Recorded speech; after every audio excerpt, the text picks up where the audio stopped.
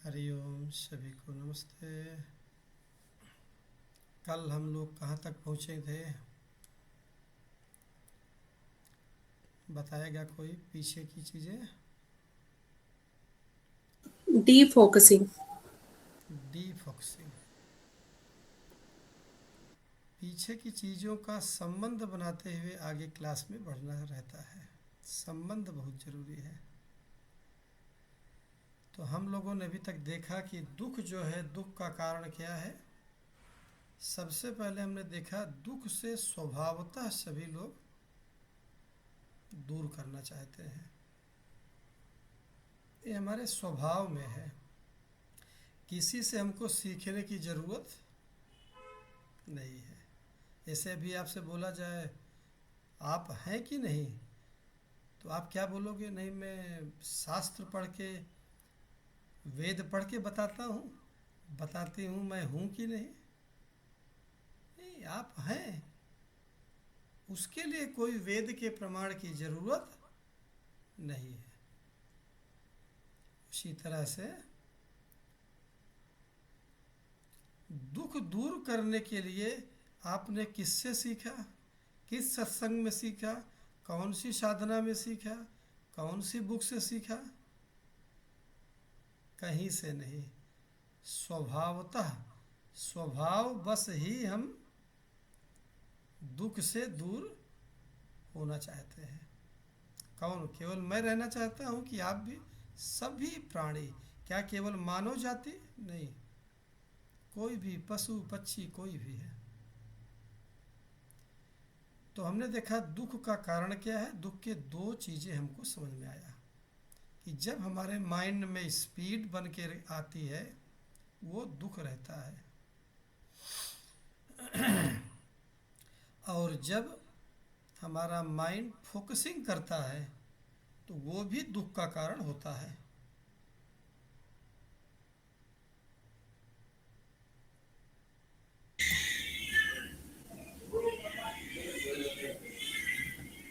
इसके अलावा सर हमने और एक पॉइंट भी देखा था कल।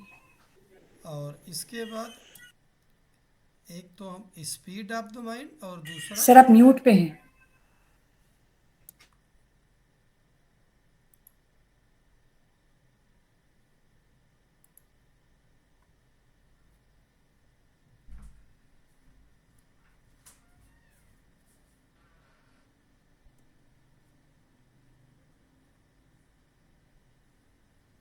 से आवाज़ आती है, इसको लेते जाओ तो।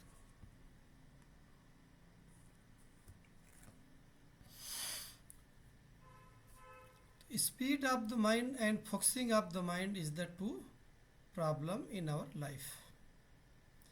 स्पीड ऑफ द माइंड का हमने सोल्यूशन निकाला कि स्लोनेस इज द की, और फोकसिंग ऑफ द माइंड का हमने सोल्यूशन निकाला D focusing, let's let's go attitude, उदासीन भाव। जब भी हम ऐसी ऐसी सिचुएशंस आती हैं, तो ये फार्मूला कैसा है, इसको हमको अपने ऊपर एप्लीकेशन करना है। जो चीज़ें यहाँ पर बताई जा रही हैं, ये केवल सिद्धांत नहीं है। सिद्धांत के अलावा साधना, साधना माने अप्लीकेबल, इसका एप्लीकेशन है। इसका हम अपने ऊपर यूज कर सकते हैं। कोई भी शास्त्र में जो हमारे बताए गए हैं, वो केवल सुनने के लिए नहीं, उसको यूटिलाइज करना है। कैसे यूटिलाइज करना है? अकेले में बैठ के नहीं, काम करते हुए। अकेले में बैठ के थोड़ा चिंतन मनन करना है, काम करते हुए। इसके अलावा कल और क्या डिस्कस हुआ था? अंजू जी क्या बता रही थी आप?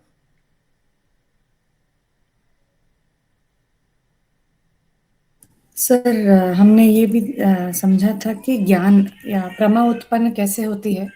तो पहले, इसके पहले हमने जाना कि पहला जन्म माँ के गर्भ से होता है, दूसरा गुरु के हृदय से होता है, वो महत्वपूर्ण था। और उसके बाद हमने कहा चार इम्पॉर्टेंट क्राइटेरियाज है, जब तब जाके परमा उत्पन्न होती है। पहला ये कि मतलब ज्ञान को ठहरने के लिए, अदरवाइज वो सुपरफिशियली रह जाता है। तो पहला होता है कि गुरु से जो हम श्रवण करते हैं 25% गुरु जी पे डिपेंड। कल जो हमने फार्मूला बताया था वो सब आप लोग नोट किए हैं, उसको यूटिलाइज करना है उस फार्मूले को।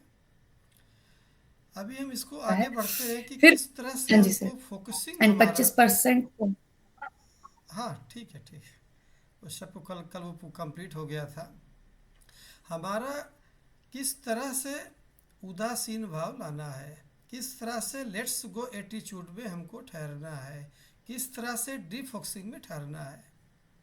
अब इससे कुछ एग्जाम्पल्स लेते हैं। एग्जाम्पल लेके अपने को समझना है, और एग्जाम्पल से समझने के बाद फिर बाद में अपने ऊपर प्रैक्टिकल इसको यूटिलाइज करना है। इतना सिंपल साधना है। यूटिलाइज मनन करना है अकेले में, यूटिलाइज करना है जब आप काम करते हैं। आप अपने ऑफिस में हैं और घर में हैं, बिजनेस में हैं, जो भी आप काम करते हैं, जब भी आपको लगता है कि आपको सफरिंग है, दुख है, when there is a suffering और सारो, अप्लाई दिस फार्मूला। अभी हम स्टूडेंट के पास जाते हैं। अब हर आदमी जो भी सोशल से सर्विस से जुड़ा हुआ है, अध्यात्म से जुड़ा हुआ है, कॉलेज में सभी जगह लेक्चर देने के लिए हम लोग जाते हैं, हर आदमी जाता है। अब जब आप स्टूडेंट के पास गए, स्टूडेंट को आपने बताया दिस इज द फार्मूला, तो student will appreciate your this method.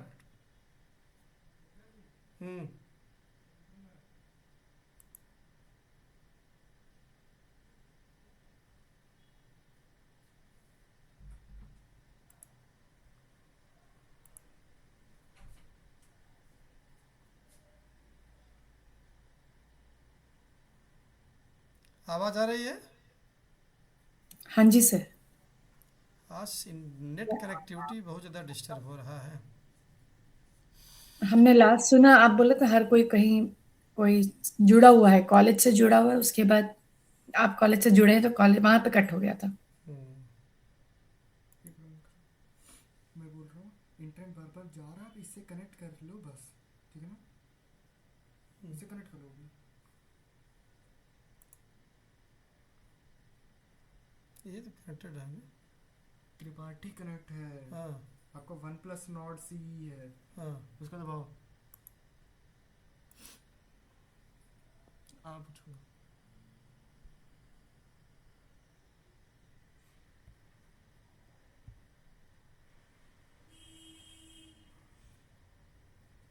अब बोलो।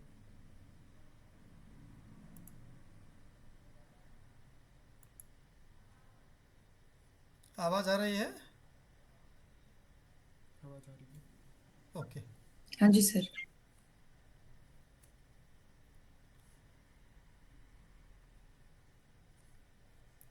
हम किसी स्टूडेंट के पास जाते हैं, स्टूडेंट को बताते हैं कि आपके सफरिंग, आपके कष्ट का this is the problem. When there is a speed of the mind, when there is a focusing, that time you are in the state of sorrow. अब वो स्टूडेंट एप्रिसिएट तो करता है आपके इस लॉजिक को, लेकिन वो एक क्वेश्चन उठाता है। वो क्वेश्चन क्या करता है कि सिचुएशन के कारण से हमारा फोकसिंग होता है, सिचुएशन से कारण से हमारा माइंड में स्पीड आता है। आपका लॉजिक सही है, लेकिन ये प्रैक्टिकल हम इसको नहीं कर सकते हैं। Just see the logic of student. या तो कोई जॉब होल्डर्स के पास आप जाइए, जॉब होल्डर्स का भी यही क्वेश्चन रहेगा। आप गए कंपनी में इसको बताने के लिए, कंपनी के जो एम्प्लॉई है बोलेगा गुरुजी बहुत अच्छी चीज़ आपने बताया, लेकिन ये हमारे कंपनी के लिए नहीं है, क्योंकि यहाँ पर सिचुएशन डिमांड करती है, और सिचुएशन के कारण से हमको हमारा माइंड में स्पीड आ जाता है। सिचुएशन डिमांड कर रही है, हम फोकसिंग कर रहे हैं, तभी हमारा रिजल्ट आ रहा है, आउटपुट आ रहा है। अभी तक हमने जो भी शास्त्रों से पढ़ा, एक लॉजिक में स्टूडेंट ने पूरा कैंसिल कर दिया। Does anyone have this the answer of this question of student, किसी के पास है सोल्यूशन? मेरी बात समझ में आई आप लोगों को? सर वॉइस क्लियर नहीं आ रही है सर, वॉइस थोड़ी क्लियर नहीं है आपकी। अभी आवाज आ रही है? जैसे हमें आ रही है आपकी आवाज। ओके, सभी को आ रही है? अभी आ रही है सर। ओके।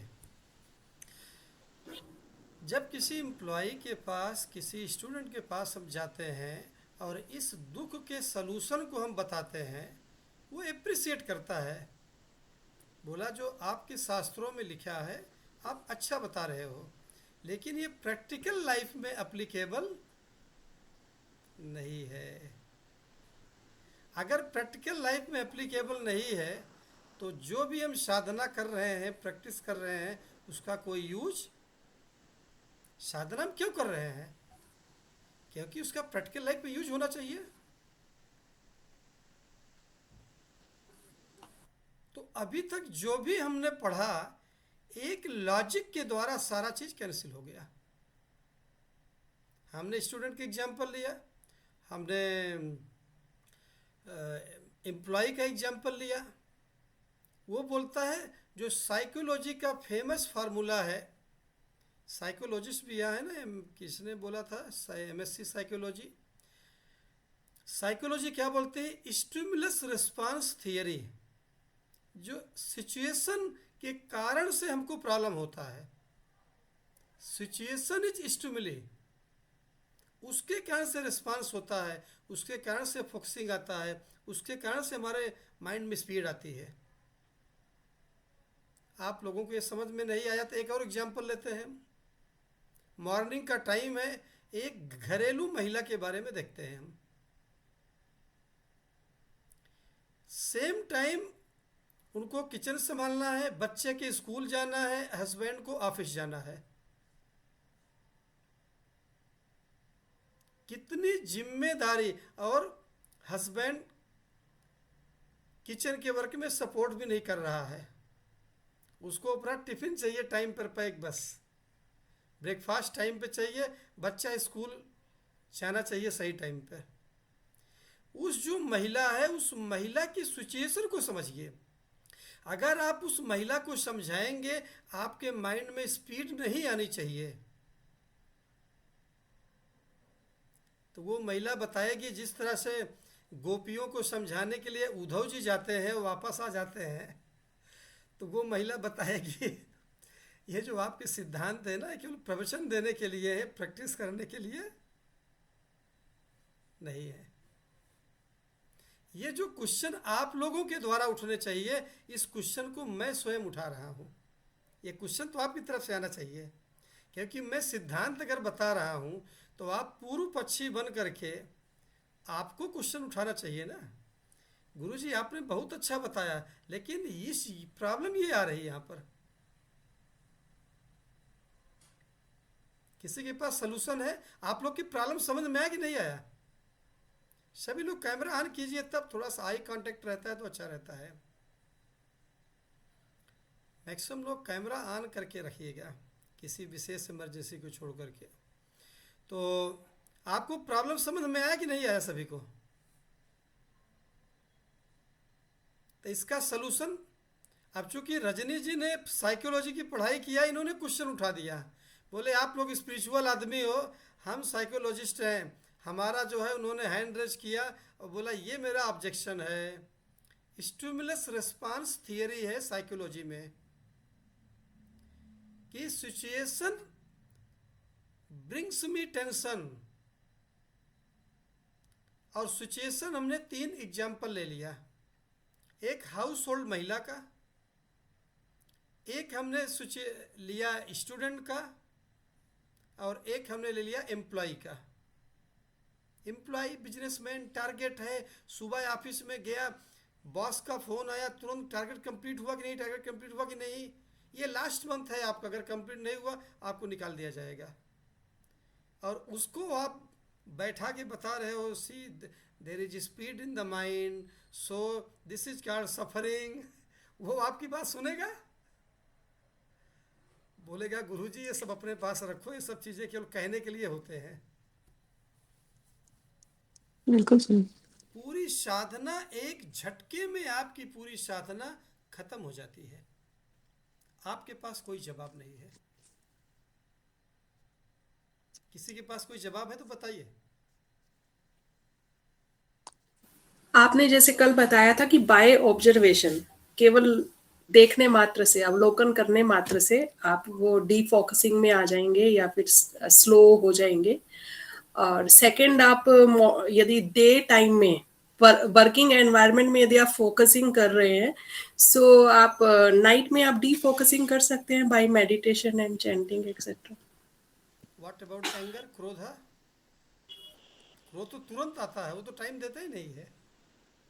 और उसके लिए सोच नहीं सकते सर, जब क्रोध आता है तो आता है, that's all. Yes, stimulus, situation, परिस्थिति यस सर। जो हमारी है, परिस्थिति के कारण से हमको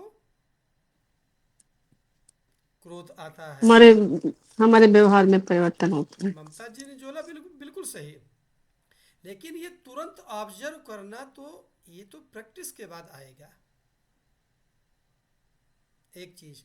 दूसरा चीज जो इन्होंने हमने सलूशन बताया था कि ठीक है आप दिन में कर रहे हैं, शाम को अपना आप मनन कीजिए, उसकी साधना कीजिए, तो धीरे धीरे, कल हमने डिस्कस किया था ना कि 25% टाइम के साथ चीज़ें चेंज होती हैं। ऐसा नहीं कि आपने क्लास आज अटेंड किया और सब कुछ चेंज हो जाएगा। गुरु कैसे बता रहा है, आपका मनन चिंतन श्रवण कैसे पूरे कंसंट्रेशन के साथ हो रहा है कि नहीं हो रहा है, और फिर इसके बाद टाइम भी लगेगा। यहाँ पर फिर से रेस्क्यू करने के लिए, हमको बचाने के लिए शास्त्र आता है, योग वासिष्ठ आता है, स्वयं शंकराचार्य, आदि गुरु शंकराचार्य जी आते हैं, जो कल हमने फार्मूला लिखा था। आदि गुरु शंकराचार्य जी कहते हैं कि कर्तुम अकर्तुम अन्यथा कर्तुम सक्यम। वो बोलते हैं कि you have got a freedom element, आपके पास फ्री विल है, फ्री विल के साथ आप पैदा हुए हैं। This is what makes difference from other creature. आपके पास जो फ्रीडम, स्वतंत्रता है, वो अलग, जो पशु पक्षी दूसरे हैं जो स्वभावता रिएक्ट करते हैं बाय इंस्टिंक्ट, अपनी आदतों के कारण से, आप उससे अलग हैं। और यहीं पर हमारा वेदांत, हमारा योग वासिष्ठ, हमारा जो इंडियन विजडम है, भारत देश की जो विवेक है, प्रज्ञा है, वो आती है, और वेस्टर्न साइकोलॉजी यहीं पर नीचे हो जाती है। यही कारण है कि आजकल वेस्टर्न साइकोलॉजिस्ट भी सब इंडियन साइकोलॉजी का अध्ययन कर रहे हैं। आपके पास एक फ्रीडम एलिमेंट है, उस फ्रीडम एलिमेंट के साथ आप पैदा हुए हैं, तो जो फ्रीडम एलिमेंट है उसका यूटिलाइज करना है। क्या है फ्रीडम एलिमेंट आपके पास? कर्तुम अकर्तुम अन्यथा कर्तुम। ये किसने लिखा है? आदि गुरु शंकराचार्य जी ने अपनी कमेंट्री में इन्होंने लिखा कि आपके पास फ्री विल है, कर्तुम कीजिए, फोकसिंग करना है आप कीजिए, आपको परेशान होना है, स्पीड ऑफ द माइंड है वो कीजिए, बट अकर्तुम, you can refuse also, you can deny also, and third अन्यथा कर्तुम, you can do it a different way, जिसी को स्वामी विवेकानंद जी बोलते हैं आउट ऑफ बॉक्स थिंकिंग। ये आपके पास फ्री विल है, और उस फ्री विल के कारण से आप अपने आप को उस सिचुएशन से बचा सकते हैं जिस परिस्थिति के कारण से आपको समस्या आ रही है, उस परिस्थिति से आप बच सकते हैं।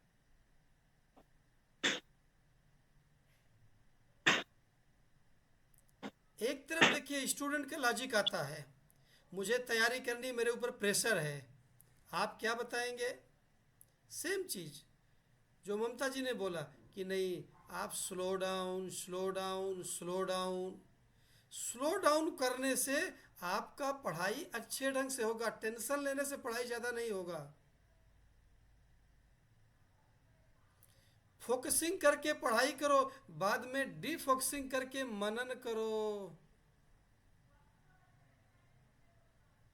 स्टूडेंट को गुस्सा आ रहा है, आप क्या करेंगे?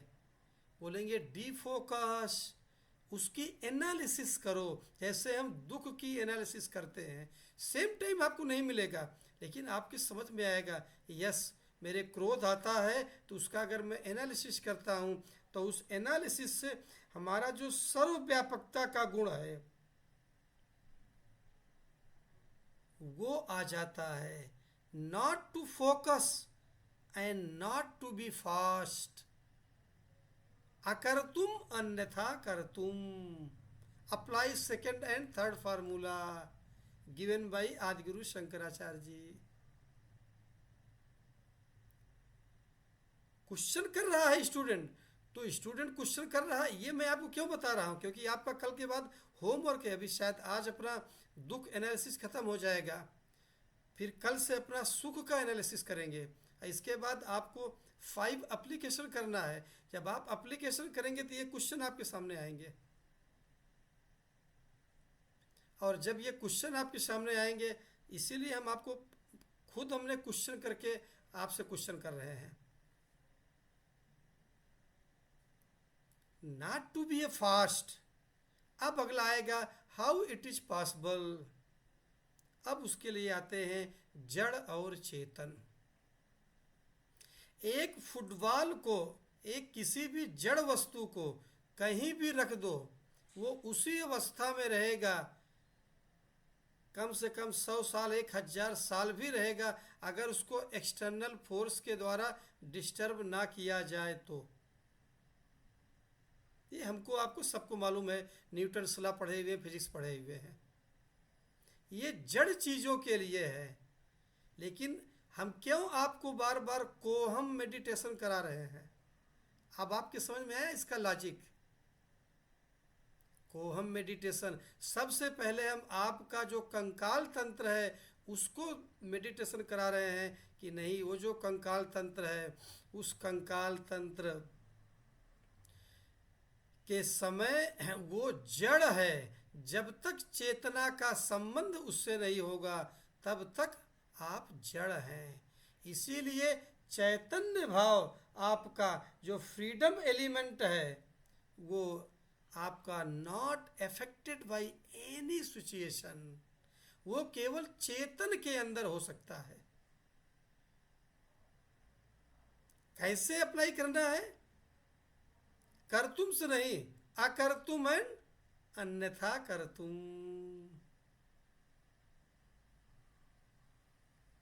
अन्यथा कर्तुम का जब आप फार्मूला अप्लाई करते हैं तो उस फार्मूले से आप इस दुख से बाहर आ सकते हैं। हमारी गलती क्या है? हम सिचुएशन के द्वारा ड्रिवन हो जाते हैं, जबकि हमको ड्रिवन कैसे होना चाहिए?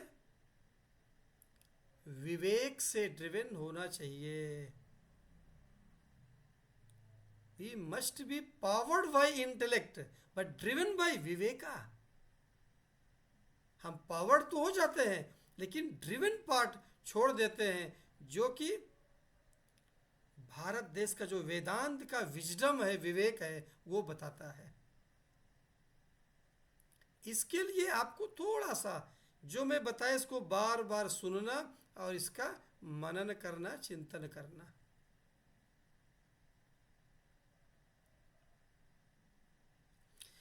जो लोग छोटे मोटे लोग रहते हैं उनके साथ क्या रहता है, वो छोटी छोटी चीज़ों में रहते हैं। जैसे हमको एक घर बन जाए, हमको कुछ पैसा हो जाए, फिर हमारा बच्चे की समस्या है, उसी को वो पूरी दुख मान लेते हैं। लेकिन जब ये हो गया, इसके बाद क्या कुछ चीज़ें हैं जिसके पास वो क्वेश्चन उठता है, वो साधना के बारे में सोचता है। अच्छा, आपके पास घर हो गया, मकान हो गया, पैसा हो गया, आप उसी से खुश हैं, तब आहार निद्रा भय मैथुनम च, ये पशु के बराबर आप जीवन जी रहे हैं, हमारे शास्त्र बोलते हैं। अगर आपके अंदर एक क्वेश्चन आता है, अच्छा ये क्वेश्चन कब आता है? या तो स्वयं से आ जाए भगवत कृपा से, या तो ये क्वेश्चन तब निकलता है जब कभी भी कोई अनहोनी हो जाती है हमारे बहुत ही नियर एंड डियर के साथ में, तब लगता है क्या यही जीवन है क्या? जब तक अनहोनी नहीं होती है तब तक आदमी के समझ में नहीं आता है। वो सोचता नहीं हमारा तो लाइफ बस, आप बहुत लोगों से सोसाइटी में पूछिए, बोले नहीं मेरा लाइफ कंफर्टेबल है, क्योंकि उन्होंने केवल घर हो गया, पैसा हो गया, खाना खा ले रहे हैं, केवल उसी को उन्होंने जीवन मान लिया। उनकी समझ में ही नहीं आ रहा कि हम स्पिरिचुअल बीइंग हैं, we came for human being experience. और जबकि हम लोग उल्टा सोचते हैं, हमारे दिमाग में क्या रहता है कि हम ह्यूमन बीइंग हैं, स्पिरिचुअल बीइंग का एक्सपीरियंस चाहिए। बेसिक हमारा जो वृत्ति है उसको चेंज करना बहुत जरूरी है साधना में। इसीलिए हम बेसिक दुख से शुरू कर रहे हैं।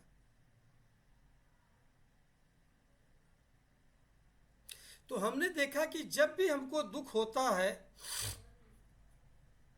तो उस समय, दुख के समय क्या होता है, दो चीज़ें हमने कंक्लूजन पे आ गए। दोनों चीज़ों को हमने क्वेश्चन उठा करके बहुत सारे एग्जाम्पल लेकर के देख लिए। जो चीज़ हमारे लाइफ में अफेक्ट करता है हमको, तो जो फोकसिंग चीज़ें हैं वो किसको होता है? जो ज़्यादा सीरियस थिंकर होते हैं या जो साइंटिस्ट, जो रिसर्च वर्क करते हैं, उनको ये प्रॉब्लम सबको नहीं होता है। जनरल 99% प्रॉब्लम क्या होता है? Mind speed. इसी चीज को जब अर्जुन पूछता है गीता में, तो उसमें भगवान बोलते हैं चंचला ही मना कृष्ण प्रमाथेयु बलविदृढ़। चंचलता, मन की चंचलता का मीनिंग क्या है? Speed of the mind. चंचलता और कुछ भी नहीं है। हम लोग चंचल चंचल सुनते रहते हैं ना, लेकिन चंचलता क्या है? Speed of the mind. और हमने देखा गीता का क्रोधात भयम, क्रोधात भय, क्रोध जो भवति है, सम्मोहः। क्रोध और भय वेग है, स्पीड ऑफ द माइंड।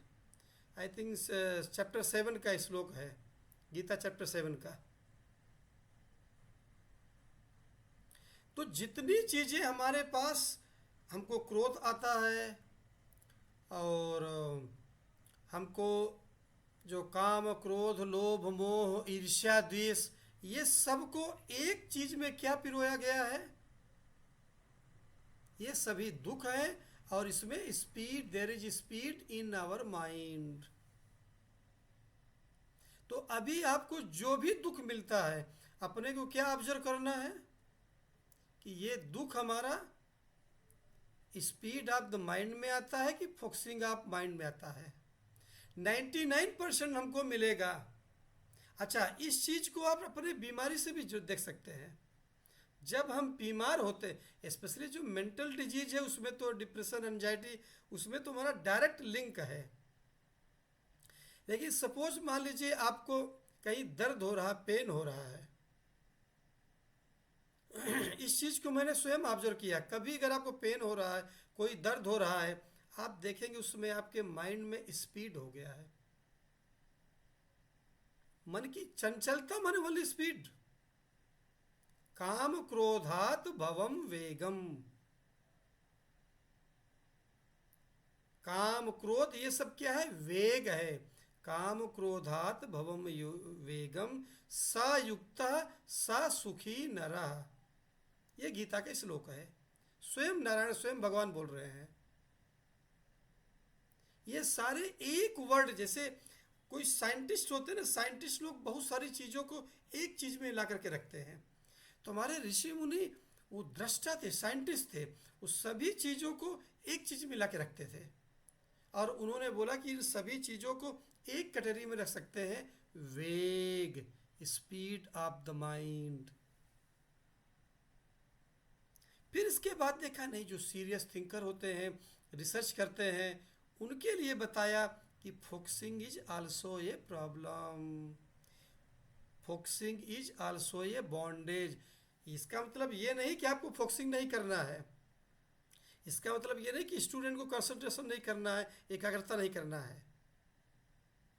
ये उस फोकसिंग की बात हो रही है जहाँ पर अति बहुत ज़्यादा ओवर थिंकिंग, ओवर फोकसिंग, जो कि साइंटिस्ट लोग करते हैं 10 घंटा 12 घंटा 7 घंटा, ये उनके लिए हो रहा है, ये सभी के लिए नहीं है। फोकसिंग उनको करना है। अगर हम फोकसिंग नहीं करेंगे, आज फोकसिंग करके रिसर्च हुआ है, तभी हम लोग आज जिस तरह से क्लास ऑनलाइन कर रहे हैं। अगर ये जूम है, गूगल मीट है, ये सब चीज़ें आज टेक्नोलॉजी ना होती तो हर आदमी अपने घर में बैठा हुआ है। पूरे वर्ल्ड से लोग हैं, कोई अमेरिका से है, भारत देश के सारे पार्ट से लोग जुड़े हुए। कैसे जुड़े हुए हैं? इसी फोकसिंग के कारण से जुड़े हुए हैं ना। हाँ जी, बोलिए अंजू जी। सर फोकसिंग इसको भी कह सकते हैं क्या, जब हम कोई एक चीज पे हम सोचते ही रहते, मतलब वी आर ना, हम साइंटिस्ट नहीं है ना, बट हमारे जीवन में भी कई चीजों को हम बार बार बार बार बार बार घुमा के सोचते ही रहते हैं। वो फोकसिंग वाले बकेट में आएगा क्या, उस क्राइटेरिया में आता है क्या? ओवर थिंकिंग में उसी के लिए तो शब्द दिया था, ओवर थिंकिंग। ओवर थिंकिंग, हाँ। Over thinking focusing is also over thinking. that comes under overthinking. तो overthinking is also a foxing। आपने देखो, overthinking कभी भी मनन में नहीं होता है। मनन एक अलग चीज है, मनन डिफोक्सिंग के साथ होता है। मनन में फोक्सिंग एंड डिफोक्सिंग दोनों चीज शामिल होता है। और मनन में कभी भी ओवर थिंकिंग नहीं किया जाता है। मनन करने के बाद नेक्स्ट क्या है? कॉन्टेम्प्लेटेशन, निधिध्यासन, एप्लीकेबिलिटी, उसको अप्लाई करना है अपने ऊपर। 24 घंटे मनन नहीं करना है। ये छोटी छोटी बातें जब हमारी क्लियर होती है, तब हमारा लाइफ जो है उसमें आनंद आना शुरू हो जाता है। हम आज सत्संग क्यों कर रहे हैं, साधना क्यों कर रहे हैं? कि हमारा जो स्वरूप, शाश्वत स्वरूप है, वो है सत्य, चित और आनंद। पहला है सत्य। सत्य माने हम एग्जिस्ट करते हैं, इसके बारे में तो किसी को डाउट नहीं है ना। हमको बौद्ध का पक्ष नहीं थे। बौद्ध वाले बोलते हैं जीवा नहीं है, लेकिन वो बोलेंगे भाई जीव है, मैं बोल रहा हूँ। अरे जीवा नहीं तो बोल कैसे रहे हो? वो शून्यवाद का, क्षणिक विज्ञानवाद का, ऐसे उल्टे उल्टे तर्क देते हैं, जो कि वेदांत के सामने वो बिल्कुल गिर जाता है।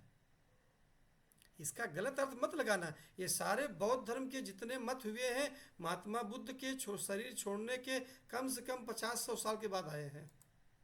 जब तक महात्मा बुद्ध थे तब तक कुछ भी कोई गड़बड़ी नहीं थी। वो तो भगवान बुद्ध थे।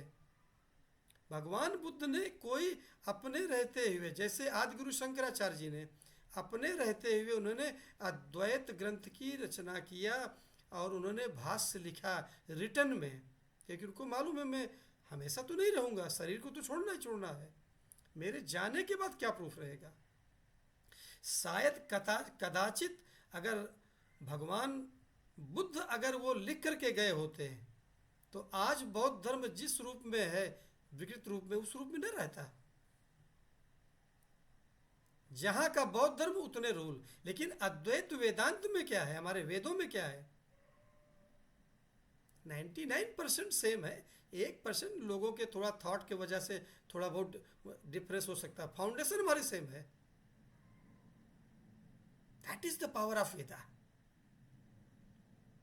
और इतने सालों से, करीब 1500 साल से वो चीज़ फॉलो होता रहा है, वो परंपरा चली आ रही है, एक संप्रदाय चल रहा है। इतने कष्ट के बाद भी लोगों ने इसको सजो के रखा, और जिसके कारण से आज हम और आप डिस्कस कर रहे हैं। आज अगर ये स्टूडेंट, आज घर की महिला होने के नाते अगर आज आप क्वेश्चन करती हैं कि आप मेरे को सलूशन बताइए, एक समय में मैं कैसे मैनेज करूं, बच्चे को टिफिन देना है, हस्बैंड को ड्यूटी जाना है, मुझे अपना भी हेल्थ देखना है, एक छोटा बच्चा है जो स्कूल नहीं जा रहा है उसको भी संभालना है, बड़े बच्चे को स्कूल भी भेजना है, हमारा तो माइंड में स्पीड आएगा ही आएगा। तो जब आप शाम को डीप फोकसिंग करते हैं, जब शाम को आप उसको ऑब्जर्व करते हैं, उसका एनालिसिस करते हैं, तो धीरे धीरे, ये फर्स्ट डे नहीं आएगा, मैं ऐसा नहीं बोल रहा हूँ, फिर धीरे धीरे आप भीतर से, अपने सेंटर से, अपने केंद्र से जुड़े रहेंगे, और बाहर से आप काम करते रहेंगे, एंजॉय करते रहेंगे, और सारे काम हो जाते हैं। अब ये लॉजिक कौन दिया? अगर आदि गुरु शंकराचार्य जी ना होते, करतुम अकर्तुम अन्यथा करतुम, तो इसका जवाब हम नहीं खोज पाते। That is the power of Vedanta. हाँ जी, बोलिए दीदी। सर मैं बोल रही थी जैसे हम डेली के वर्क से हम जब प्रेशर हो जाता है, मतलब हम बहुत परेशान हो जाते हैं, तो हमारा फोकसिंग करने से तो हमारा जो स्पीड तेज हो जाता है, ठीक है। फिर अगर इसी को स्लोली हम रियलाइज करते हैं और धीरे धीरे उसमें चीजों को मैनेज करने के लिए टाइम सेट करते हैं, तो स्लोली हम उसमें ठीक एडजस्ट हो जाते हैं। तो जो पहली बार होता है और जो दूसरे दिन होता है, जो तीसरे दिन होता है, इनमें सब में डिफरेंस आता जाता है। करेक्ट, बिल्कुल सही। ये कोई चमत्कार नहीं होता है। आप अब ये नहीं आप बोल सकते हैं कि हाँ ठीक है गुरुजी आज आपने बताया और बस कल ही हमारा सही हो जाएगा। जब आप डेली इसका अभ्यास करेंगे, जैसा इन्होंने बताया कि ठीक है कल देखेंगे, कल आपको रियलाइज तो हुआ। फर्स्ट तो ये है कि उस समय रियलाइज करना कि मेरे माइंड में स्पीड है। Recognition of the problem is half solution.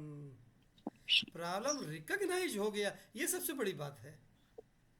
आज के दिन में हमको दुख क्यों मिल रहा है? हम उसको रिकग्नाइज ही नहीं कर रहे हैं। नहीं कर पाए। डॉक्टर का करेक्ट डायग्नोसिस ही 50% सोल्यूशन हो जाता है। करेक्ट डायग्नोसिस डॉक्टर नहीं कर रहा है, इसलिए सारे ट्रीटमेंट गलत हो रहे हैं। उसी तरह से यहाँ पे डायग्नोसिस कर लिया कि नहीं मेरे मन में स्पीड था, और उसको एक्सेप्ट करना। हम लोग एक्सेप्ट नहीं करते हैं कि हमारे में गलती है, हमारे में कमी है। जब आप एक्सेप्ट नहीं करोगे तो फिर करेक्शन कहाँ से होगा? उसको सही करने कोई आप उसको चांस ही नहीं दे रहे हैं। और जैसा इन्होंने बताया, आज आपने रियलाइज किया, कल फिर रियलाइज होगा, कल थोड़ा सा स्पीड आपका कम होगा, परसों और कम होगा, 3 दिन 4 दिन 5 दिन 6 दिन 7 दिन 10 दिन में भी अगर आपको सोल्यूशन हो गया तो दिस इज शाश्वत सुखम, परमानेंट सोल्यूशन। हमने क्या फिर बात उस किया रूटीन था? के साथ हम बन जाते हैं सर। यस, इसके बाद आपका काम, you can enjoy your work. Easy हो जाता है। अच्छा, हमने आपको क्या बोला करेक्ट। था कि किसी भी हालत में सत्संग जो आप कर रहे हैं, आपके काम को नहीं बंद कराना चाहता है, आप उस काम को और एंजॉय करेंगे। परिवार में रहते हैं, परिवार धर्म का अच्छे पालन करेंगे आप। बिजनेस करते हैं, जॉब करते हैं, उसमें भी एंजॉय करेंगे आप।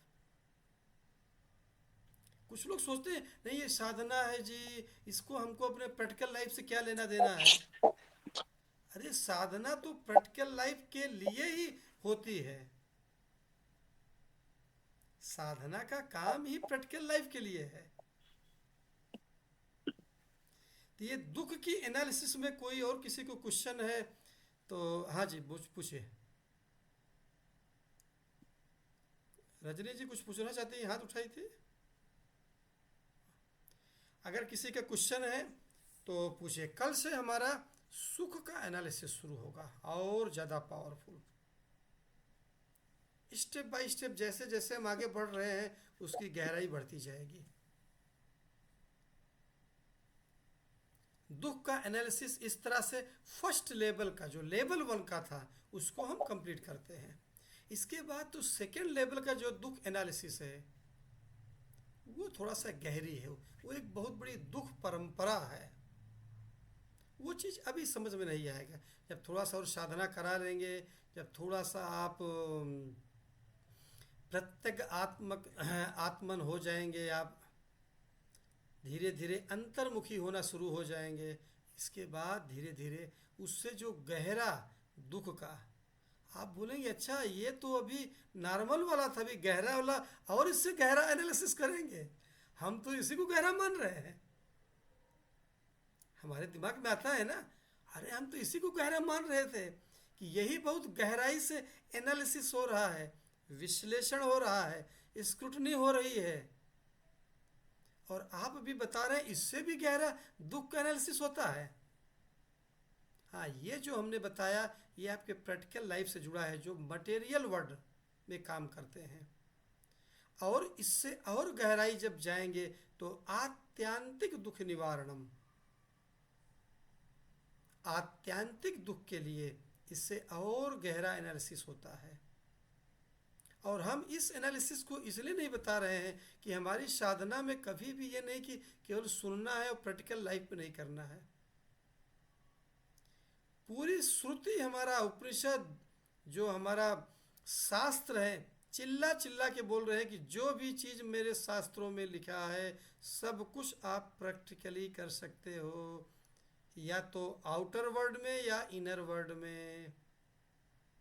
शास्त्र में ऐसा कुछ भी नहीं लिखा है जिसका आप एक्सपीरियंस नहीं कर सकते हो। हाँ, करेक्ट गुरु की ज़रूरत है जो कि उसको बिल्कुल सिंप्लीफाई करके बताए, क्योंकि शास्त्र हमारे संस्कृत में लिखे हुए हैं। हम लोग संस्कृत से बहुत दूर हो चुके हैं, और संस्कृत भी ऐसी है कि बहुत क्लिष्ट संस्कृत है कि एक संस्कृत का जो मर्मज्ञ है, व्याकरणाचार्य है, वो भी नहीं समझ पाता है। क्योंकि जो हमारे शास्त्र लिखे हैं वो शब्दार्थ से ज़्यादा लक्ष्यार्थ, उपलक्षणा से कई चीज़ समझे जाएंगे, उसका लक्ष्यार्थ होता है। शब्द अर्थ से नहीं समझ सकते हैं, भावार्थ से ज़्यादा समझ में आएगा। हम लोग हिंदी में भावार्थ पढ़ते थे ना, इसका लिखा ये लेकिन इसका भावार्थ ये है, तो उसका भावार्थ तो तभी आप समझ पाएंगे जब गुरु मुख से कोई चीज़ सुनते हैं, तभी समझ सकते हैं। शुरू में चूँकि बहुत सारी बेसिक चीज़ बतानी थी हमको, इसलिए हमारे कई क्लास लग गए केवल दुख की एनालिसिस में, कई चीज़ों को कनेक्ट करते हुए। और अब धीरे धीरे हमारा जो फाउंडेशन है वो स्ट्रांग होता जा रहा है, तो थोड़ा सा हमारा स्पीड भी बढ़ेगा। और हम कोशिश करेंगे कि अब अगला सुख का एनालिसिस, सुख का एनालिसिस दुख से ज़्यादा ज़रूरी है। क्यों? क्योंकि सुख जब हमको मिलता है थोड़ा अहंकार तो आ ही जाता है, और उस अहंकार की लाइन को ऑब्जर्व करना, उसको समझना बहुत ज़रूरी रहता है।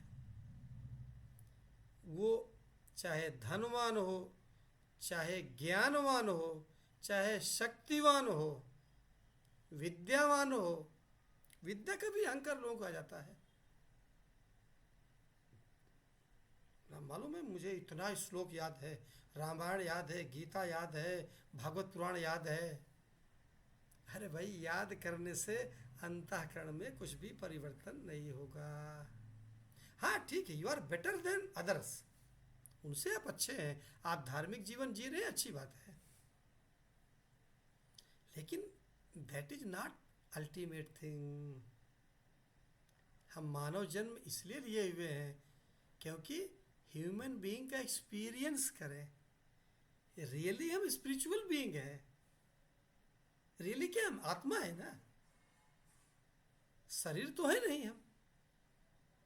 ये चीज जब समझ में आ जाएगा तब फिर जीवन का आनंद, तब जो श्लोक में बार बार बोलता हूँ वो मेरे दिल को छूता है। श्लोक, योग रतो वा भोग रतो वा संग रतो वा संग विहीन यस्य ब्रह्मणि रमते चित्तम नंदति नंदति नंदेति वा। You will dance in ecstasy, भीतर की मस्ती, मस्त रहो अलमस्त राम की धुन में हो जा मतवाला। एक मतवाला बन जाएंगे, जैसे मीराबाई थी उस तरह का, जैसे साधु निश्चल दास जी थे, नॉर्थ इंडिया के बहुत बहुत ही आध्यात्मिक गहरे संत। ऐसे ऐसे मस्ती आ जाती है।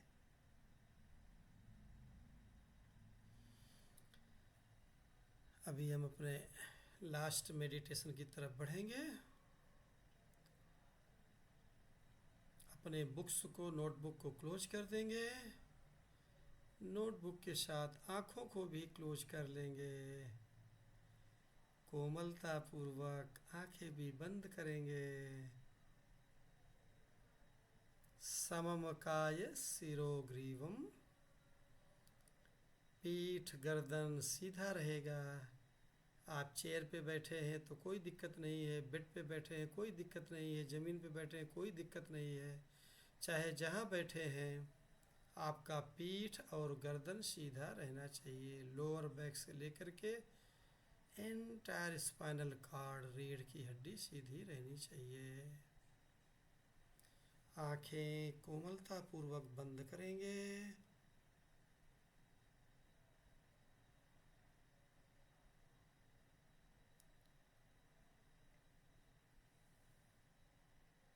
भीतर से शरीर ढीला छोड़ देंगे।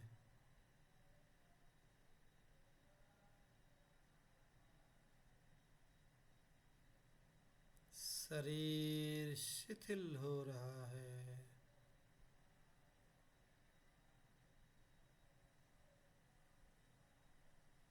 शरीर शिथिल हो रहा है।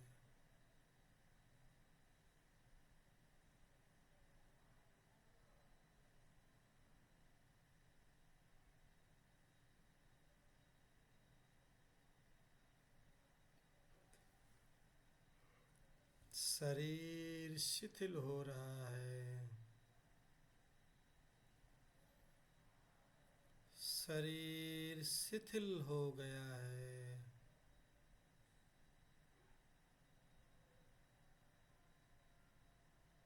शरीर में उठने वाली संवेदनाओं को महसूस करेंगे।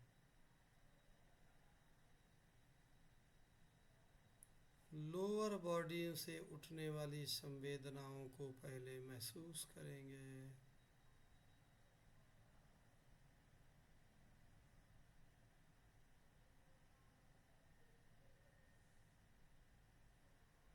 नीचे वाली शरीर से जो संवेदनाएं उठ रही हैं महसूस करेंगे।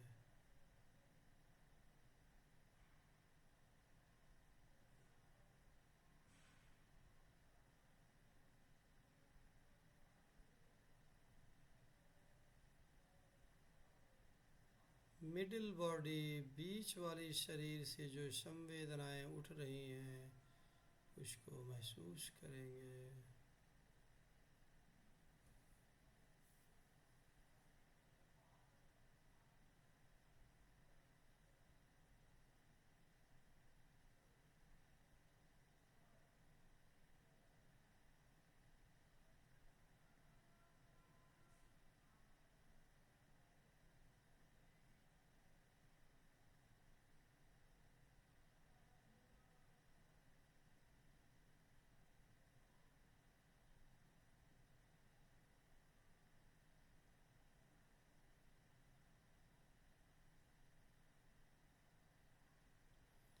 अपर बॉडी में जो संवेदनाएं उठ रही हैं महसूस करेंगे।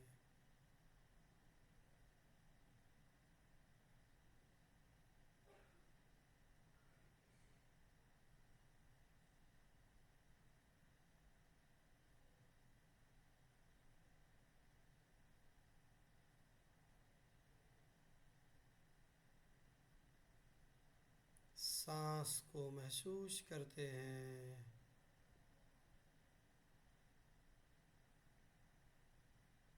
जैसे जैसे सांस के प्रति सचेत होते जाते हैं, सांस शिथिल होती जा रही है।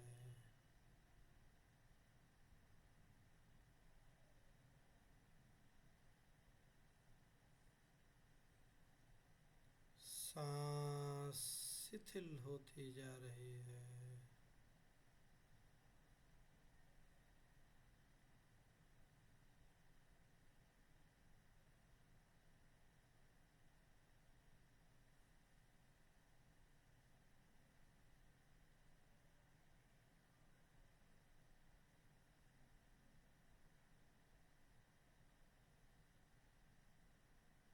सांस शिथिल होती जा रही है। सांस शिथिल हो गई है।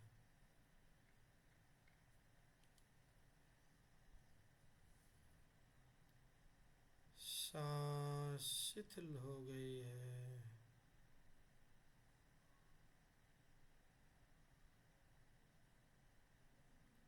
विचार शांत होते जा रहे हैं।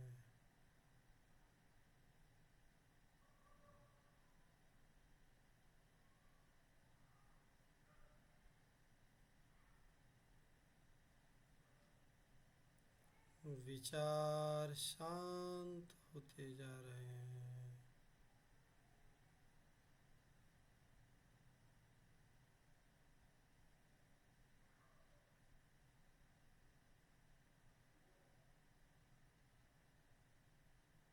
मन शांत होता जा रहा है।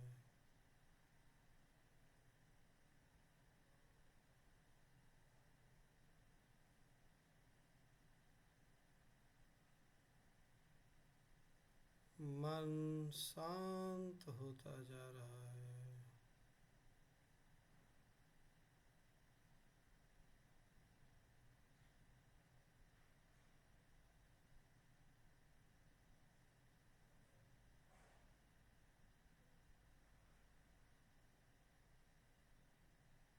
मन शांत होता जा रहा है। कुछ देर तक मन की गहराई को महसूस करेंगे।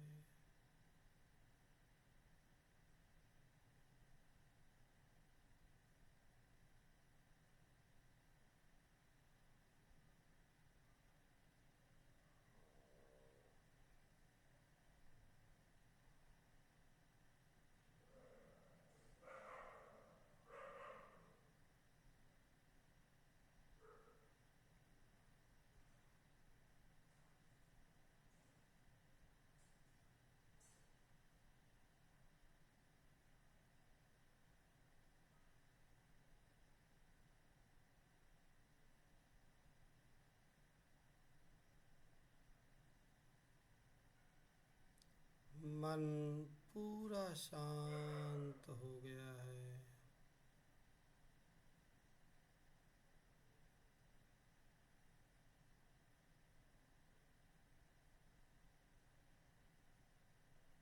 धीरे धीरे चेतना की गहराइयों में उतर रहे हैं।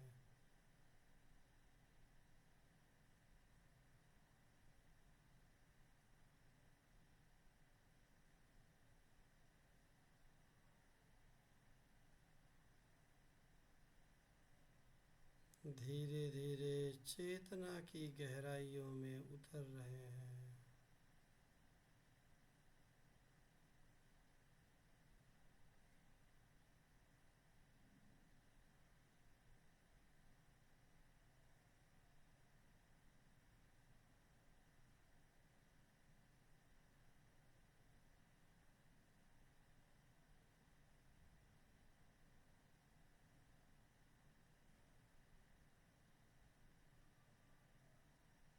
एक अनोखी शांति का अनुभव हो रहा है।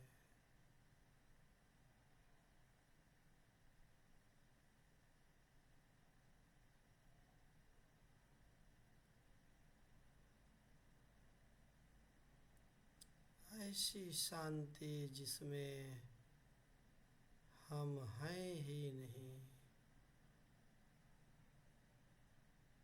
Absence of you.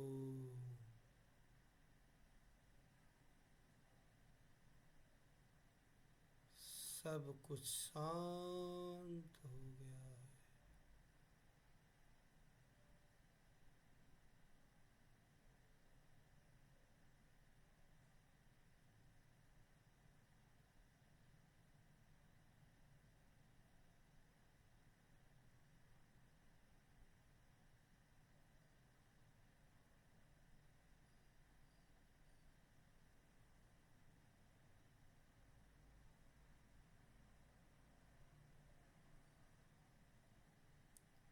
सब कुछ शांत हो गया है।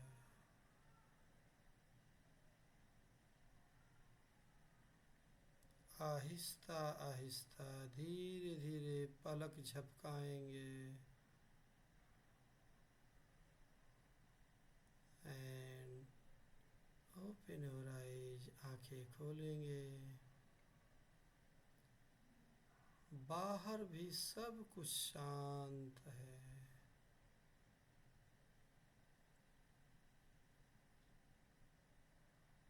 बाहर भी सब कुछ शांत है।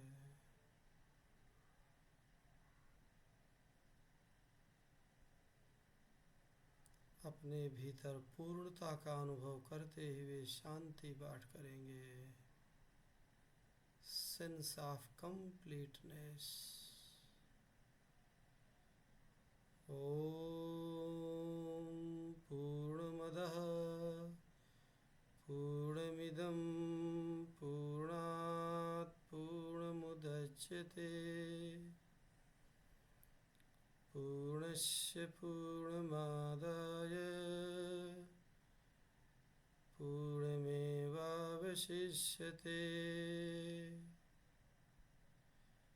ओम शांति शांति शांति।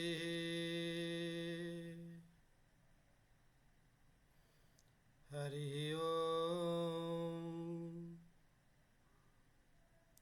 श्री